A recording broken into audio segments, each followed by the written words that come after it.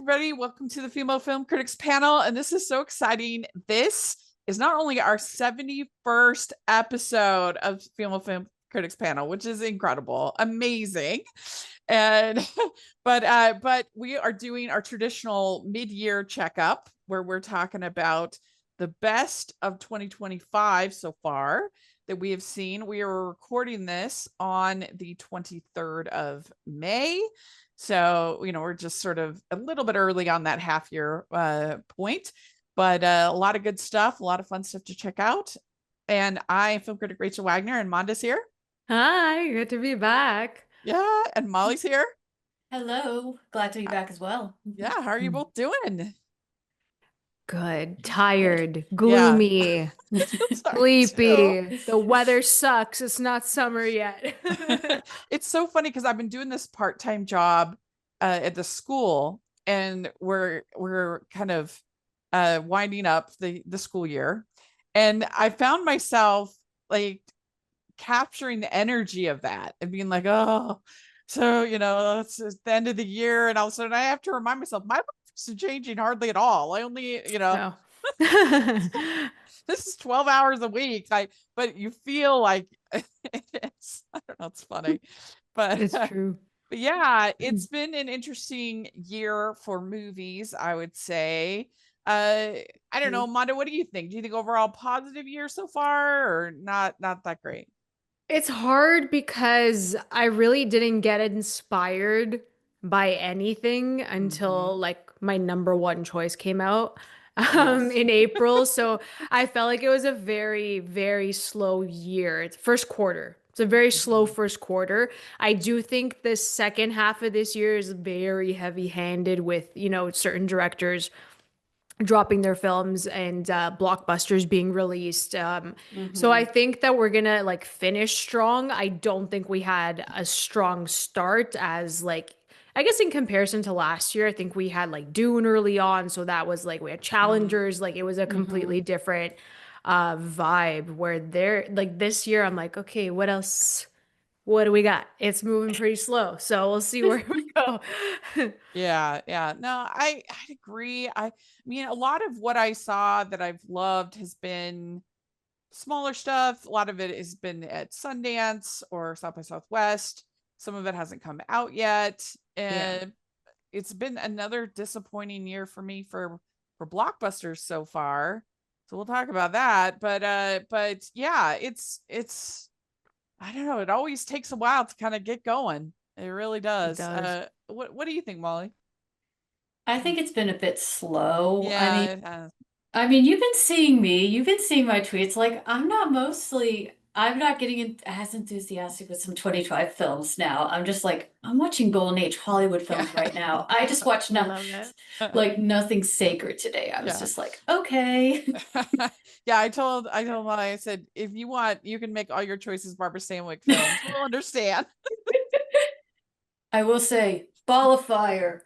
Watch it. I know. Like say, if I had to pick my favorite that I've seen this year, it's Ball of Fire. So I've seen The Lady Eve, of course, multiple times, but I've never seen. I need to see it. And it's we on do YouTube. We have an episode of Hallmarkies podcast we recorded on Christmas in Connecticut. That's both the original and the remake with the Arnold Schwarzenegger directed remake, which is crazy. So he does not mention it in his biography. I checked. He doesn't? I found it. I looked through his biography. It's not in there. Just like he really does not want you to remember he did that. Yeah, Arnold Schwarzenegger directed the remake TV movie of Christmas in Connecticut. How random is that? I have so many questions. Yeah, First of all, how, when, why? It was 1992, I will say. Crazy. 90s were wild, let me tell you. Anything was possible then. Yes. Well, do you have any honorable mentions or anything that you wanted to mention? We came up with a 5, right? Thank God. Yeah. Well, I did really like EFIS. I did like EFIS. I want to give a shout out to that one. What's that? I haven't heard of that. I haven't heard of that either. It's the one with the neighborhood guys, and they're starting a baseball. They do their last baseball game because the baseball field is going to be moved and made into like luxury housing housing. So these guys just keep doing the baseball, and it's just connection, this connection these guys have, and they're discussing it. And it's a very contemplative film. And I really liked it, even though I'm not a baseball fan. So That take with that what you looks will. good. It's either the Mm-hmm. best baseball movie in years. Mm-hmm.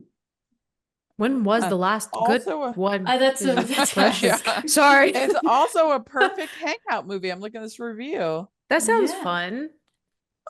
I never heard of that one. Cool. I'll Mhm. definitely check it out. Yeah. Well, I actually had a couple honorable mentions. I have an honorable mention for the Penguin Lessons. This super cute, based on a true story. This professor in Argentina who ends up having to take care of this penguin, and it's adorable. Aw. It's really heartwarming. My heart. Yeah, it's really good. Um, a couple others. I would probably have Sorry Baby on my list, but it doesn't technically come out until middle of June. This was at Sundance. I said it was kind of like if Napoleon Dynamite was a woman and she was 25. Like it has that dry kind of like sense of humor that kind of it does. It's a little bit more R-rated than Napoleon Dynamite, but I don't know, just in the sense of I feel like the style of humor is somewhat similar.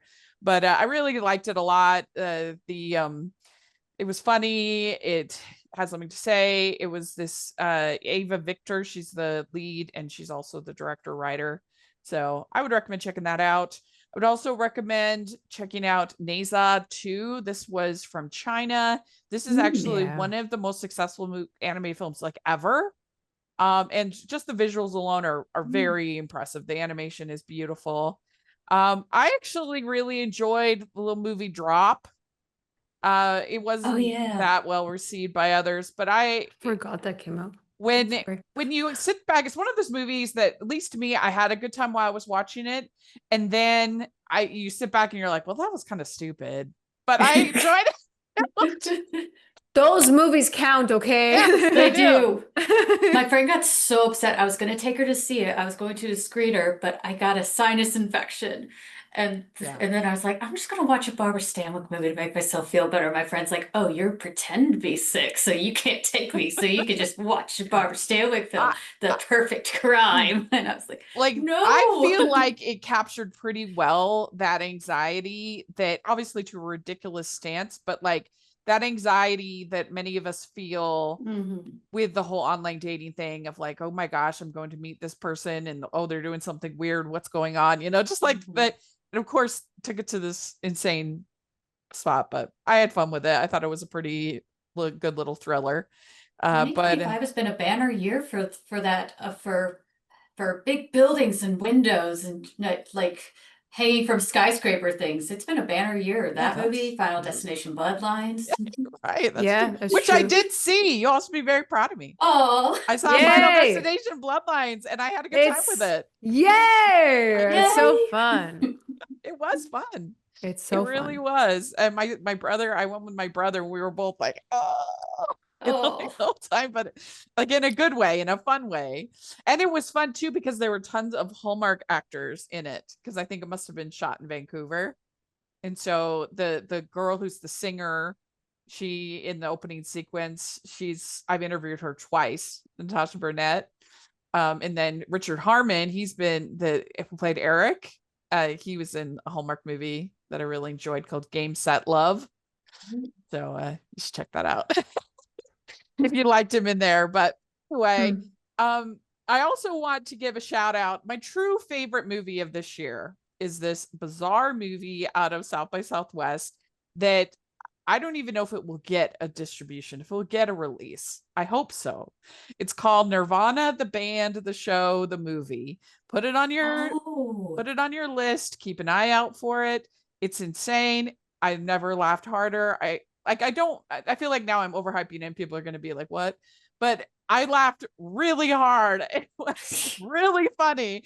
It's hard to explain. It's kind of similar in the way that Borat like merged the fictional character with real life people, right? And it's kind of like that. And it's these two friends, these two bros who are trying to perform at this club that they really want to perform. The one guy's like super energetic, the other guy's kind of more chill, whatever. And through various conferences, they end up going back in time.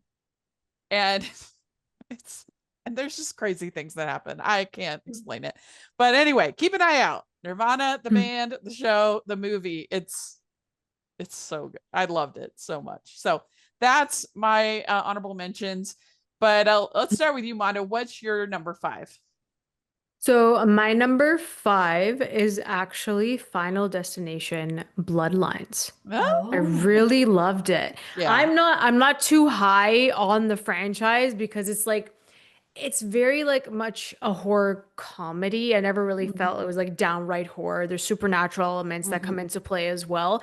But I do think that this had a really simple story, and I think they brought it back at the right time. There was enough of a gap to kind of miss the franchise. Um, the send off to Tony Todd was really well done as Aw. well. That made me so emotional in that film. I think the writing for it Yeah, was that was great. good. Obviously, I didn't expect it to end like that way for the character. I thought it was really tasteful. It was done well. The kills were great. It's the first time like I went into a packed theater where everyone was getting into it in a very long time. There was one kill at the beginning, and I think we all know which kill. Everyone started cheering and hooting and hollering. It was in the first like 15 minutes of the movie. Piano I'm involved. like, I'm like, y'all hate children. Like, what are you? Like, but I also had a fist in the It's air, them so it was. kids. Yeah, literally. But everyone was just cheering, and it was a very wonderful communal watching it was experience. fun. Yeah, so I have it up there right now. I think I gave it like a 4 Yeah. out of 5. I thought I had a very, very was fun very- time with it. Yeah. If you had told me at the beginning of this year that I would like a Final Destination movie more than the Mission Impossible movie, I would have said you're insane. But that is the reality Me. that we're living. Rachel, me. And it makes me so sad right now. Man. Yeah. With the world we live in. Are you a fan of Rachel's reviews? Do you look forward to Family Movie Night, Female Film Critics panels, or the Talking Disney podcast? If so, please consider supporting the podcast by becoming a patron. As a patron, you get to access monthly events such as the watch-alongs and Q&As, where you get to talk to stars and find out the behind the scenes of the movie making industry. And you can pick what I review for Family Movie Night or even become a guest on the podcast.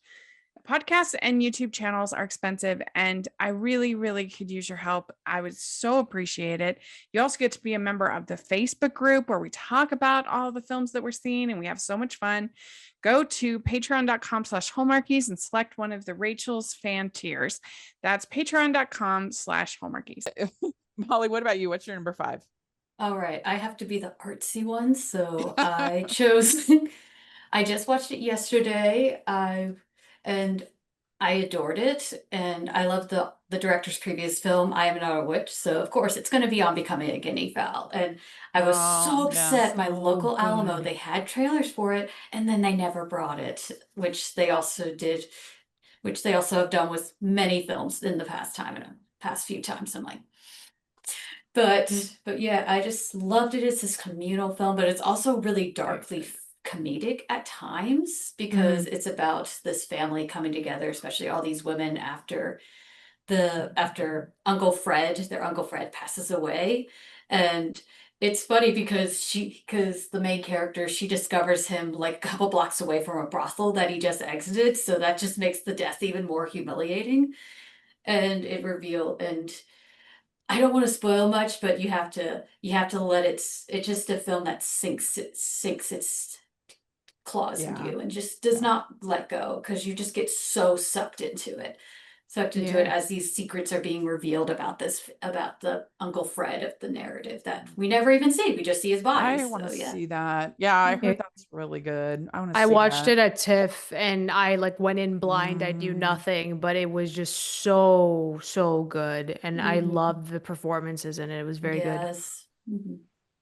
Well, my number 5 is I never thought this would be like the underdog of the year, but I have Paddington in Peru at number 5. Oh my God. I'm not really sure why people were this hard on the movie. Like, yes, I guess it's hard when you literally have a masterpiece as your it's kind of like the Yeah. people being hard on Return of the Jedi. Like, it's still a good movie. Like, yeah, it's not as good as Empire, but come on. Yeah. I really enjoyed it. I thought it was funny. I thought Olivia Colman was a pretty fun villain. Mhm. I liked the spirit of adventure in there. Antonio Banderas was pretty fun. And I had somebody in my review that was saying like, oh, this one got, too silly, too over the top. And I'm like, really? The second one, they're like dancing and singing in the prison and like they're full on musical It's a numbers. series where they have no characters dressing up in drag and just men flirting with them because it's like, oh, they're so hot. They're so attractive. Like, I love it. I think it's a masterpiece, the second one, Mhm. but I wouldn't say it's like a gritty realism, It's like, I don't know, like what? So I'm not sure why people The were Paddington so is hard too on this. whimsical. I don't like But I'm still like Paddington in Peru. So there we go. That's my number 5.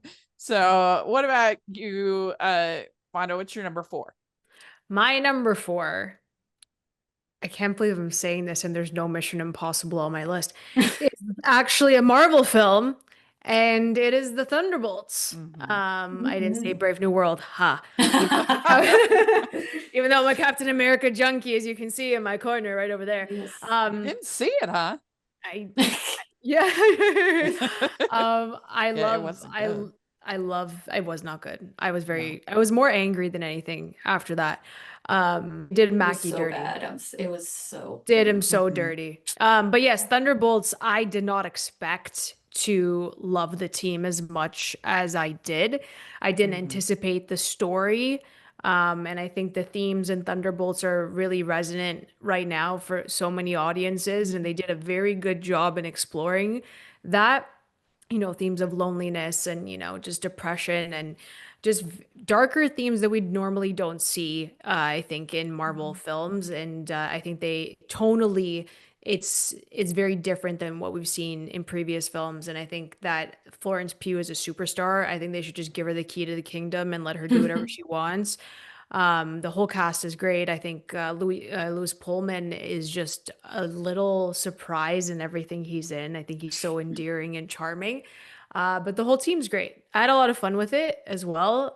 Team banter is always my go-to, which is missing in Mission Impossible 8. Ha ha ha. That's why I didn't like it. But yeah, Thunderbolts. Thunderbolts was a surprise for me. I'm very happy that it connected with people. Pretty good. Yeah. Molly, what's your number 4? So I think people are gonna get mad at me because I'm putting this low, but it's Sinners and it's not number 1. Oh, I'm How dare you? I know, but I don't have it on my really... list, so you're fine. Sorry. Fail. I did recommend it though. I did go fresh on it. Thank God. So. You can't be that much. No. So yes, I very much enjoyed it. I love the music. I love the atmosphere. I love the blocking. Cinematography, I wish was a little bit better because I think more of the production design went into how good that was because there's so much shallow focus. And I was like, I want deeper focus, but it's good for what it is. And the costumes are great. The acting is great. Great. It's just a great movie. It's just a great movie. I think it's Ryan Coogler's best. I still like Fruitvale Station the most overall. Really? Yeah. Really? You think it's his best, huh? Well, it's close to his best. Fruitvale Station, like You like Fruitvale Station below the most. Fruitvale Station, but yeah. I think the original Creed is still my favorite of his, but I admired the ambition of it. I really loved the music scenes, dance scenes. I wish that it had just been like a musical. I mean, of course, I think that's just me. It feels a lot felt like like Westerns because I've been watching a lot of Westerns. Like if it had just been this, have several songs in there, and you're if it had not just a musical though. That's true. But if it just been this like battle between the hick music and the speakeasy music, like that, I think would have been, because it doesn't start being a vampire movie till pretty late. And it felt like Yeah. there's a lot of ideas happening all at the same time in this movie. And it was a little messy in my opinion, but I still overall I still overall appreciated it. My number 4 is where I have Warfare. And this is honestly, it's like a little hard for me to rank because I would never want to watch it again. Like which is fair. It was an intense experience. It was so visceral. It was so real. But I think it's almost more valuable as a piece of like archival history than it is necessarily as like a piece of a movie. Like to be able to have this, that was this Ray Mendoza, who was the co-director along with Alex Garland. And I've read some things that said that he was like the main director and Alex Garland was more of like a mentor. So who knows, but that's just what I read, because this was his experience. And it's just like, you're caught up in the moment of these soldiers and you're really living this experience with them. There's no exposition. There's no backstory. There's no music. There's no nothing. You are there with the soldiers. You're feeling it every step of the way. I was totally like just shocked and stunned. And like I said, this is an experience I would never want to have again, but like it was, I can't deny its effectiveness and its power. And that I feel like I understand these people a little better than I did before I watched it. So that has value, I think. That was in my honorable mentions. So I really liked Warfare. I went to that screening and Alex Garland and Ray Mendoza were both there. Oh, they were? So it was really cool to do like a Q&A and just even like just their process of trying to like reenact certain like traumatic events was just, it was tough to even like hear them talk about it sometimes. I was like, wow. Where was that at? It was where was that? It's in Toronto, Scotiabank. So it wasn't like at a festival? It wasn't a festival. They actually brought them here. I was like, the second it happened, I'm like, I love Alex Garland. I gotta go. So I really liked Warfare. I thought the sound design was spectacular. I think just everything about that movie, it just locks you in. A lot of people criticize it for being boring because there's really like, I know. Yeah. Or like there's just nothing happening. I'm like, but what's happening is that they're trying to get out of it. I know. Yeah. Boring. We need to have a conversation. This was not boring. I know. My anxiety was like through the roof. So I don't know. It's a plot isn't the only way to make an effective movie. Like there's movies that you're a fly on the wall with these people and experiencing the moment with these people. That's okay. Yeah.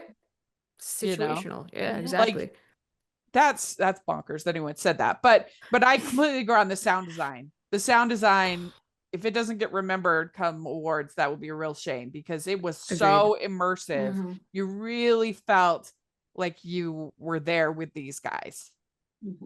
So that was super impressive. And so I'm glad that I saw it. We'd like to take a second and thank our sponsor for this episode of the podcast. It's Harpeth Road and Lindsay Gibson and her new book, Where It All Began.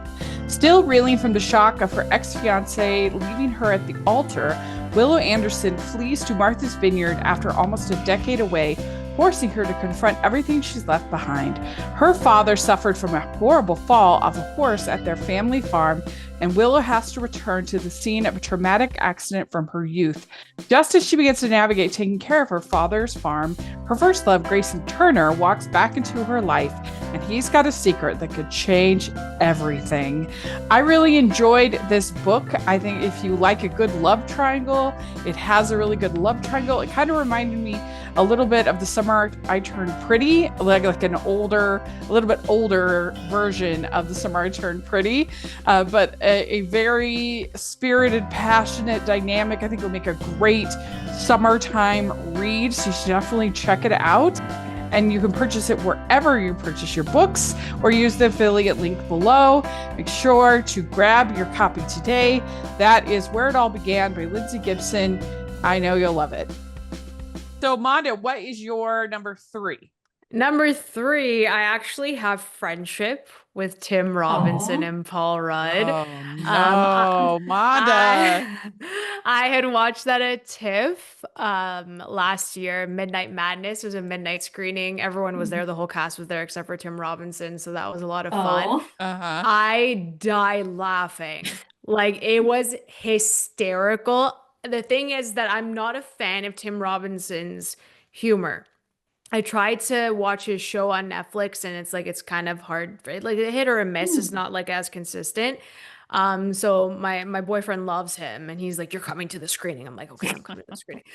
And I was like, "Oh, it was pretty funny." And Yeah. Paul Rudd's always like a gem. He's so funny and he made the movie for me, but I was howling and it's one of the best comedies this year, so it's definitely Oh, on my list. wow. Yeah. What did you see this, Molly?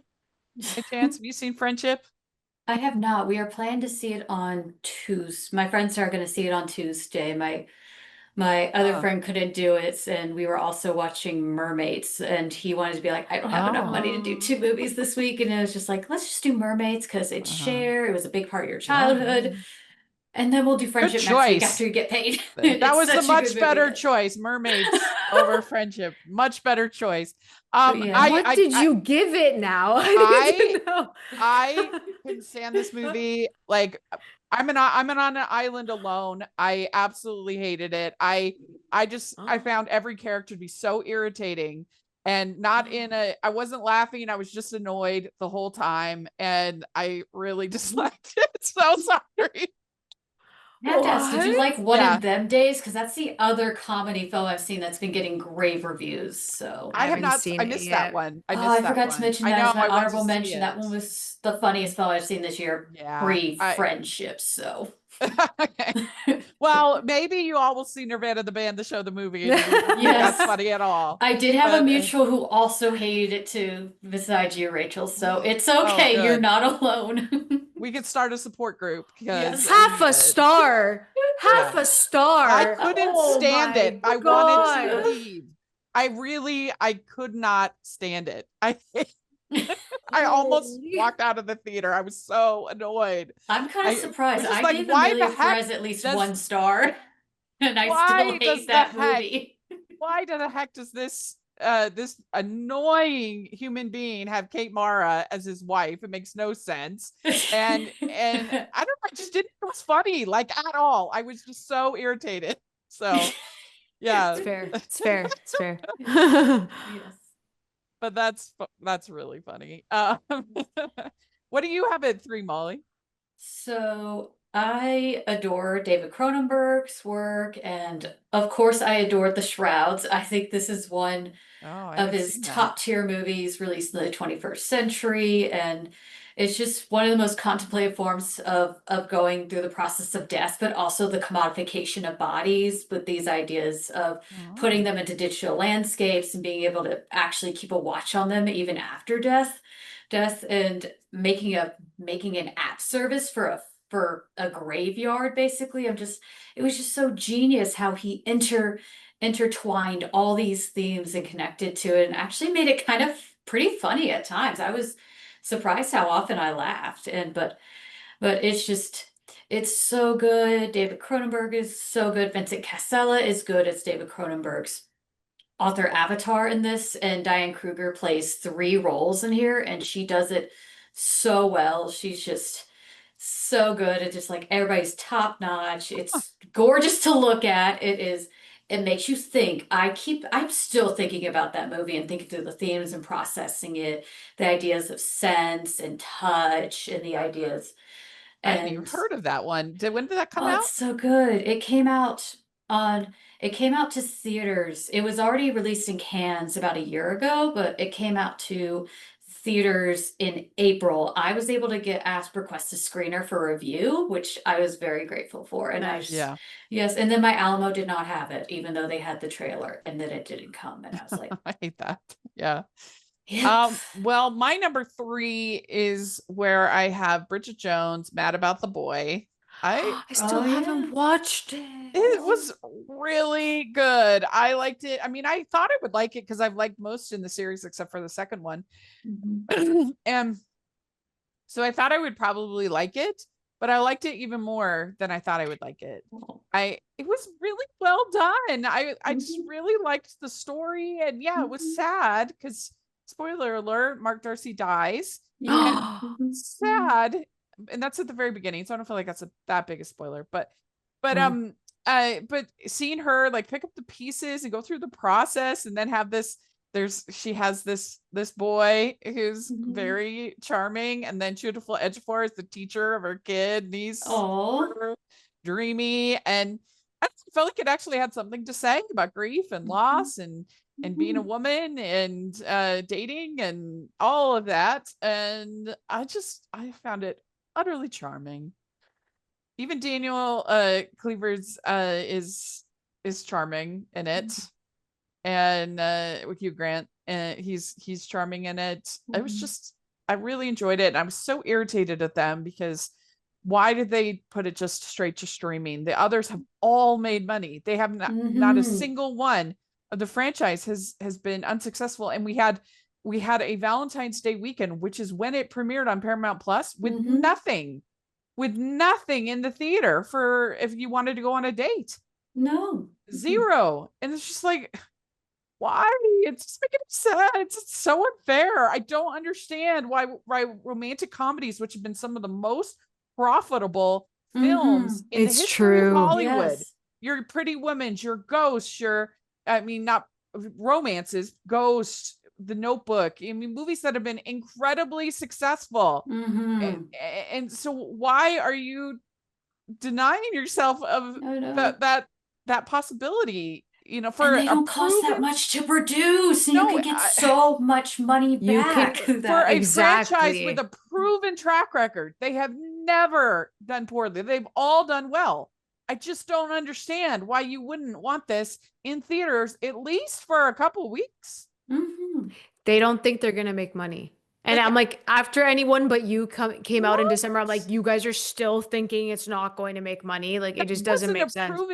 Proven franchise when nothing else on Valentine's weekend. I just can't imagine that it wouldn't have done okay with how good it was, especially. And like, I feel like so much is riding on the Materialists. I am just begging that this movie does well and that it's good. Please, Celine Song, because if it does well and it's good, it will make such a difference. It would make such a difference, and like maybe make up their minds. And a lot of these actors, they'll do it for much less than what they usually ask, because they want to do romantic comedies and stuff like this because it's fun. Like, and the crazy thing is, the ones that they have released in the theaters have all done pretty well. That Julia Roberts, George Clooney movie, Ticket to Paradise. Well. The Lost City, that did pretty well. So I just don't understand it. It doesn't make any sense to me, and it's so frustrating because I feel like no other genre has been more relegated to streaming than romantic comedies. Oh, definitely. By far. And I hate it. So this was actually really good, and I really enjoyed it. So that's my number 3. Mona, what's your number 2? I actually have The Life of Chuck. I am a massive Mike Flanagan lover, and I watched this at TIFF, and I know it's coming out June 6th.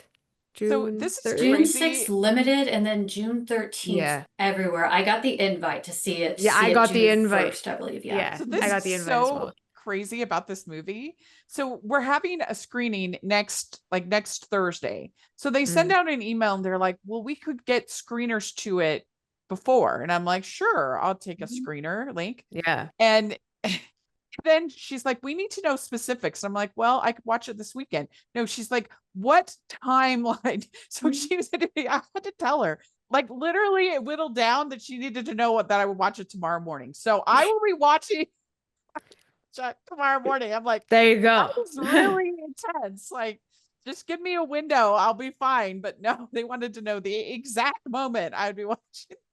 Yeah, they're getting a bit more strict. Not gonna lie. I mean, Lionsgate also saying you can have social media, enthusiastic social Oh media my posts. If you gosh, put yeah. anything negative, ballerina will come Yeah. and get you. And I was like, It's so bad. We Yeah. I encourage just lost all interest enthusiasm. to watch your Well, movie and it, give my take on it. well, Mm-mm. it's Yeah. such a stupid move because now if I am enthusiastic, organically so, if Mhm. I see it and I'm like, this is amazing, I love this movie, then people are going to be like, are you really? Yeah. They told you to say that. They It's told like you you to don't want think to lose your that. privileges. Wink, wink. Yeah. And Yeah. so that was very annoying. Yeah. What's going That's why I'm on? like, I just I lost hope all you desire to see it after that. it's true. No, But yeah, I what did feel you you. like it? What did you like about it? I just love that it was, well, I can't say, well, anyways, the third act tied Okay. everything together really Oh, nicely.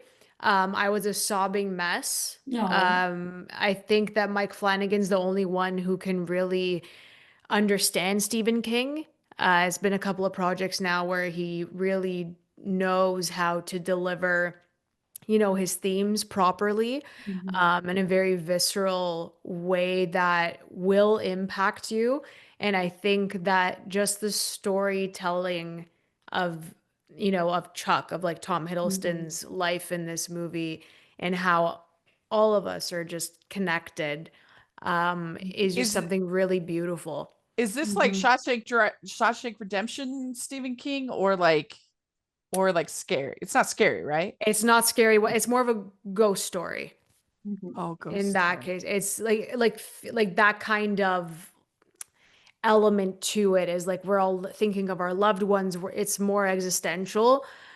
King, in what I interpret it as, I think is just beautifully done. It's one of my favorite films of this year. Thankfully, it's coming out this year, but had to hold Mhm. my tongue from from like last year. Ah, It won the People's Choice at TIFF as well, Oh, which I I was saw that. very Mhm. surprised. I didn't expect it to win that. But I was a sobbing mess by the end of this movie. It was oh. well done. Yeah. I'm excited to watch it tomorrow Yes. morning. Yeah. I'll let you know Enjoy. Yes, what I please. think. Okay. Molly, what's your number two? So I did a little cheating with this. This is kind of one I put in my 2024 list because Oh, someone okay. sent me a copy of it illegally. Well, Oh, not okay. legally, but it's kind of like the trading because I didn't know if it was coming. But it finally did come to at least in New York and LA and like Chicago theaters. But it's Caught by the Tides by Jia Zhangke. And Oh, I've heard this of movie this. just got to me, and it's just and especially because it's using all this footage Jia Zhangke had done with his wife Zhao Tao, who is one of the best actresses of all time. New York Times even put her on the list of 21st century's greatest actresses, and you can see why. She doesn't say a word in this movie, but you can see so much from just her facial expressions. And so and she plays this woman who has an affair with her manager, but then he breaks up with her and then says I'll send you money after he leaves, but then it takes years and she goes to try to find him throughout China. And it goes through different timelines and it's reusing footage he never used for other films that he had with her because they've been a partnership for decades, and it was so so not it is kind of groundbreaking in a sense how it implemented all these found footage he had before, these b-rolls, into this Huh, narrative structure right here, and it's just so wow. good. It's such an introspective piece on the nature of time and how we flow through it because the footage goes from 2007 up to 2021 during the Uh, COVID pandemic. So, oh, mhm, huh, Oh. that yeah. sounds interesting. Yeah. I feel like I've heard of that, but I haven't seen Mhm. it. So that's good to know. I highly recommend it. It was technically one of my favorites of last year, but it only just came out here on North America for most people in 2025. So I'm like, I'm putting it right here because I want to give it a shout out because it's a fantastic movie. Mhm. Well, I have a bit of a cheat for my number two because I technically have a tie for number two. I have two documentaries Ugh. that I've tied. I have Not Just a Goof, which is a documentary about a Goofy movie, and a Goofy Mhm. movie is a movie that I love, and Yes. I think they did such a good job. They happen to have Kevin Lima, the director, of Goofy movie had all of these tapes that he made behind the scenes that had Wow. never been seen. So that was really fun. Like the scene where the Roxanne and Max, their characters kiss in the sound booth. The actors actually kissed in the sound Whoa. booth. I'm like, Wow. what? They didn't have to do that. That's crazy. Yeah, and just everything about the music and how it was like this underdog, even at the time, as far as being part of Disney Toons, and but this like will make you like Jeffrey Katzenberg better than I ever have. Like him championing Wow. this movie, yeah, him championing this movie, and the way it was put together was just really fun with all of this animation that they used as part of telling the story, and I loved it. And then the other one is called Secret Mall Apartment. And this crazy documentary, it's about these artists that were really annoyed because they're in Providence, Rhode Island, and they got rid of this sort of artist space, this kind of bohemian space, to build this monstrosity of a concrete mall in like 1999. Oh. Yeah. And Wow. huge buildings, huge structure. Well, somehow through various conferences, they end up finding this weird little alcove in all of this concrete in the structure of the mall that that they find that nobody knows about, because it's like in between. I don't know. It's just this weird little like section, and they set up this mall apartment, and they end up moving like furniture in there, and they have like they're like playing video games, and it's like this hangout spot and everything for 4 years. 4 years. And so it becomes That's kind of crazy. this thing of like, we're kind of reclaiming ownership of the space that you stole from us. But then also it speaks to like, when does art become community property? Like, for instance, with graffiti, like graffiti is public, destroying graffiti is destroying private property. But when does it so artistically significant that it's a community art, community thing? I don't know. So they're kind of dealing with some of those ideas and some of those themes. And the one of the artists, he does these like installation art pieces, and some of them have been destroyed and some of them have been. And so it has some deeper themes that it's talking about within the documentary. And he's like banned from the mall, which is hilarious. Get caught. And there were 2 security guards that at one point found it, and they just started playing video games. They're like, that's actually funny. Somebody's been playing games, which is hilarious. And so it was very entertaining. It's the kind of movie that could only be a documentary, because you need those interviews and you need those, and it kind of, are they going to get caught? What's going to happen? And so it was very entertaining. I really enjoyed it. So Secret Mall Apartment, check it out. It is kind of funny that now there are malls. There are now apartments in malls now because so many shops are empty. So they're like, let's convert it to an apartment now, because we need something to actually do this land tax, to pay off this land tax. So you're like, oh, and now it's just like, they're kind of entrepreneurs in a sense. So they're just like, it's so funny, because when I was like 10, I thought the mall was like the coolest place. And I was so irritated with my mother that she wouldn't let me go to the mall alone. That was like the greatest desire of my young heart. And my mom was just like, no, I'm not letting you go to the mall all by yourself. So we had to do, this is hilarious actually. So we had to do a persuasive essay for school, right? And I found it years later. I should bring it up sometime. Hilarious. The whole thing is it's about how my mom is so old-fashioned and she won't let me go to the mall.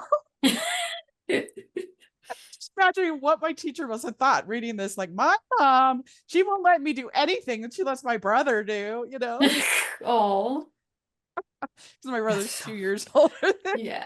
Oh my god. She's so old-fashioned.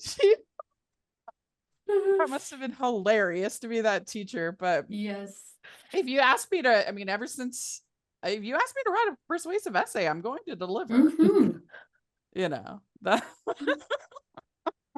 So, but it's fascinating because I never go to the mall now as an adult. Like No. almost never, unless I have to go to Hot Topic for a rare thing for something I'm Mhm. doing. That's really the only time I go to the mall. I never go anymore. Yeah. I can't. There's I too many only go if I people. have to Never. take I my mom, never. take stuff back from my mom because she buys stuff online and then it doesn't fit or she doesn't like the look of it. It's like, return this to J. Jill, please. It's just like, are you going to that? No, that's your job. You go to the mall It's your Yeah. job. Yeah. to return my clothes I bought online. We'd like to take a second and thank our sponsor for this episode of the podcast. It's the Hallmarkies merch store. Are you looking for that perfect gift for the postable, hardy, or Hallmarky in your life? What about getting that t-shirt or hoodie that will help you stand out at your next holiday party? Now is the time to check out the Hallmarkies merch store. Full of festive designs by artists like Jessica Miller, Carrie from Hallmark Comics, and more. You can even have more than just shirts, but totes, cell phone cases, notebooks, mugs, and more. And it isn't just Hallmark. We have designs for Anna Green Gables, Man from Snowy River, The Nanny, and more. Every purchase at the merch store goes to help support the podcast and allows us to make the great content you know and love. There are frequent sales, so go to tpublic.com/stores/Hallmarkies or see the link in the description. That's tpublic.com/stores/Hallmarkies. Well, Manda, what is your number one? I love vampires. I love Ryan course. Coogler. I Yeah. love Michael B. Jordan, and I love Michael B. Jordan. No, I my mind was blown. I watched it in IMAX 70 millimeter like the first my time, gosh. Oh, wow. Yeah. and I was just transported to that in like just to that the juke. I literally was just there with them. I was Yeah. in it. I was locked in. That was the most effective part. That's the dancing scene was Mm-hmm. When that was it real good. that aspect ratio change was Yeah. just like I've never felt Yeah. goosebumps like that in my entire life for like an aspect ratio change. Like I was just I was like, this is why we go to the movies, Ryan Coogler. This is why. Would you say it's your favorite of his? Yes, I think that he Mm. I've loved everything he's done. I wasn't too high on Wakanda Forever, unfortunately. I love Fruitvale Station. Yeah. That's in my Mhm. top 3. Creed It was still hard though, because he had like such a tough situation. I kind of give him a pass for it's hard. It Wakanda is for Wakanda Forever. I kind of give him a pass because Yeah. I still think that they should have waited to see what he wanted to do with that. I think it was a bit too soon to put him in there with everyone. I can see I, that. I didn't like what they did for Wakanda Forever, just the pressure of it all. Mhm. But like with Sinners, I think it's just it perfectly like kind of encapsulates everything that he's done, like his lead up to, honing his style and doing whatever he wants to do because he is a fantastic storyteller. The beginning of Sinners reminded me of the beginning of Black Panther as well. He's like, this is the story that we're about to tell. It's like this is what's connecting everyone and all of these characters, and I'm gonna tell it for you. So it was just fantastic. I love the music element. I love that they brought in Buddy Guy, who's actually a blues player. Like I Yep. loved everything that they did with it. I can see how it is messy, 1000%. I understand that. But I do think that there are threads that connect it. And I do agree that the vampires did come in a bit too late. But I was just like, I need to know more about them working as gangsters. Like I was locked in with Michael B. Jordan, and I thought this was his best performance to date. I think like he, people said that he couldn't act for a very long time. And I do think Really? that oh yeah. Yeah. People They didn't thought watch he- Fruitvale yeah. Station. Yeah. You know He what I couldn't. wonder? I wonder if anybody's ever been nominated for an Oscar for playing twins. You know what I mean? Dual role. Yeah. I would love this to be the first time if that's not in the history book. Because it's like, would I they thought have he to was pick brilliant. which twin he was playing?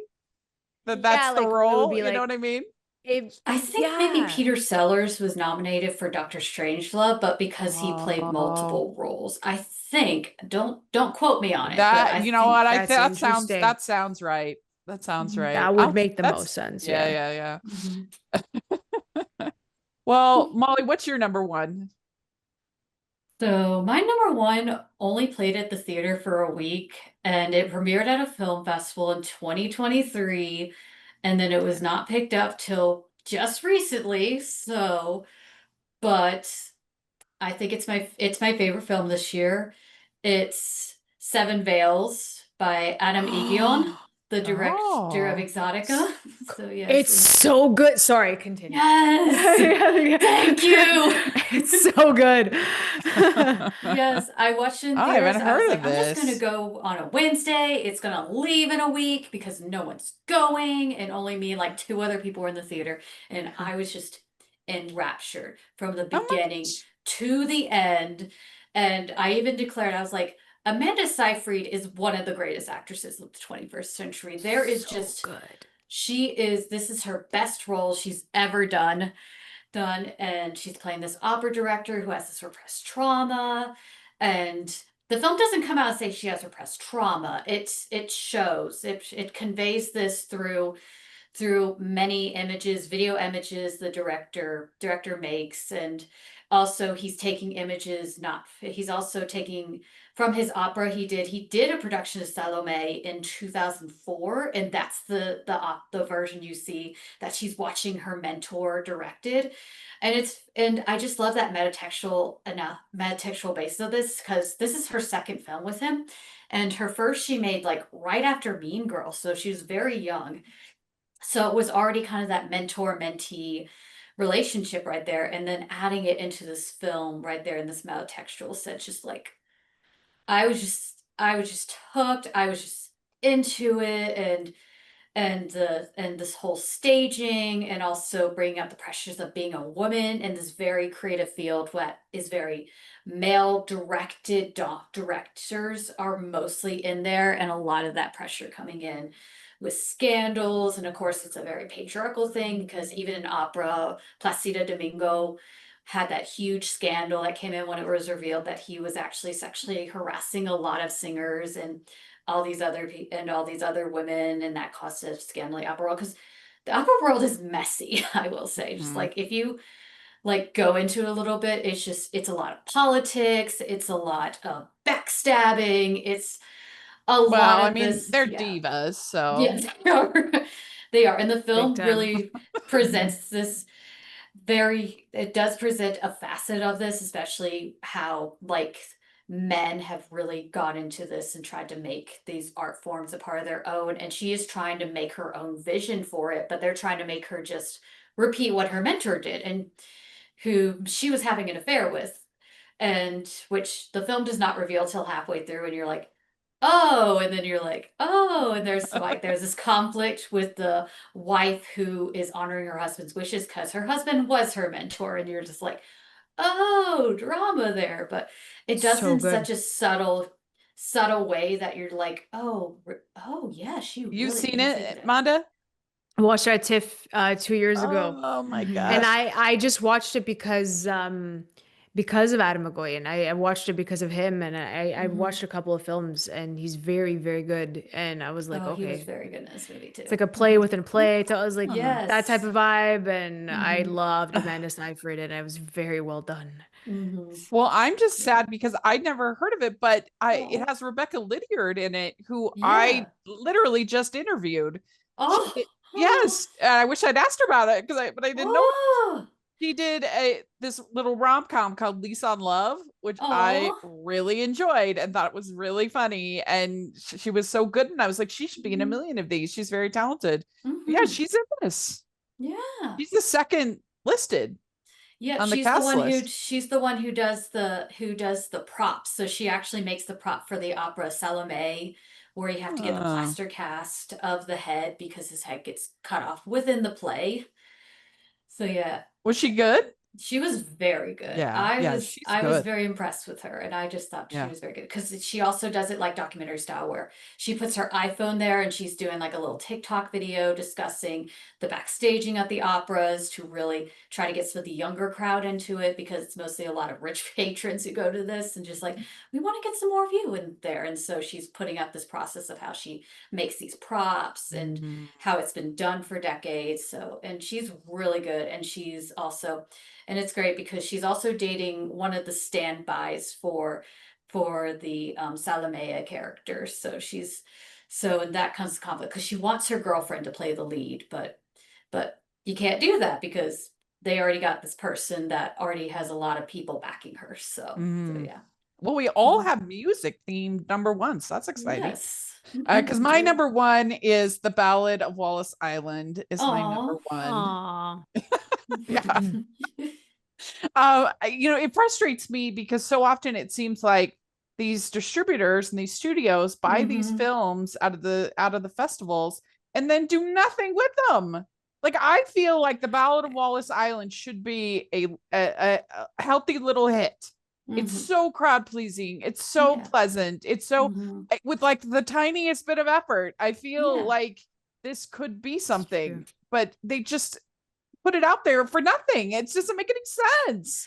I will say my Alamo played it like the trailer nonstop for months. Did So they Oh, were that's trying good. for at least some theaters. I That's saw that trailer good. so many times. Really? Oh, Yeah. Yeah. good. Well, I guess maybe it's just Utah that's behind the ball on it. But I they had it at the art house. Maybe they had it at a couple other screens, but Mhm. I know I just it just feels like it's frustrating. And this is when that I wish that I had more reach than I do. I'm perfectly happy with what I do have, but it's just like I wish I could spread the word more effectively about these things that I love, and get people to give it a shot. And uh because this is such a cute movie. It's one of those movies I really can't imagine anybody disliking. Like might not be your favorite, but I can't imagine anybody being like that was terrible. Because it's so It makes me think of Local Hero. That's what I think about. And yeah.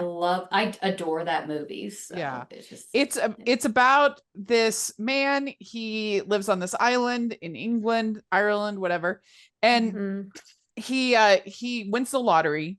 And so he decides to use his lottery earnings to try to bring back this folk duo, this couple that used to sing together that he loved. He decides to bring them back for a concert just for him. And so he can hear the music and everything.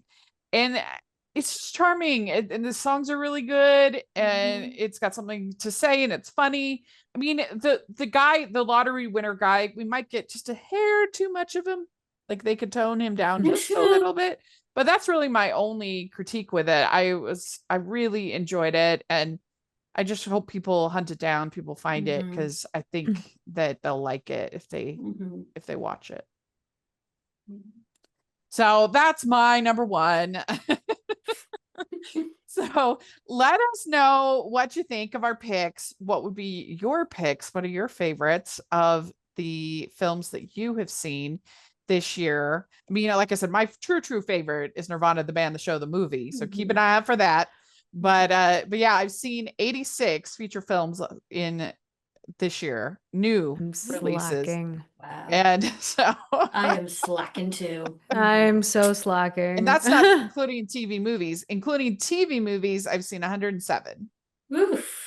So it's been Wow. busy, Wow. busy. But we want to hear what you think and what your favorites are in the comments. And make sure you check out our playlist with all our other Female Film Critic Panel episodes. We just had Susan Granger on, and that was super fun to talk with her because she is the daughter of S. Sylvan Simon, who was a Hollywood director, and he and so she got to be in some of his movies, and then she went to write and be a film critic and theater critic, and she had lots of fun opinions and stories, and great story about her and Jimmy Stewart that she tells, really fun. So make sure you check out that episode. And Manda, where can people find you? You guys can always follow me over at AMX ND Reviews on Twitter if it ever works. Blue Sky, Blue Sky and Threads, and you can find me on Instagram at Amanda Garaji. You can check out my website candidxcinema.com and my YouTube Candid Cinema. Great. And Molly, what about you?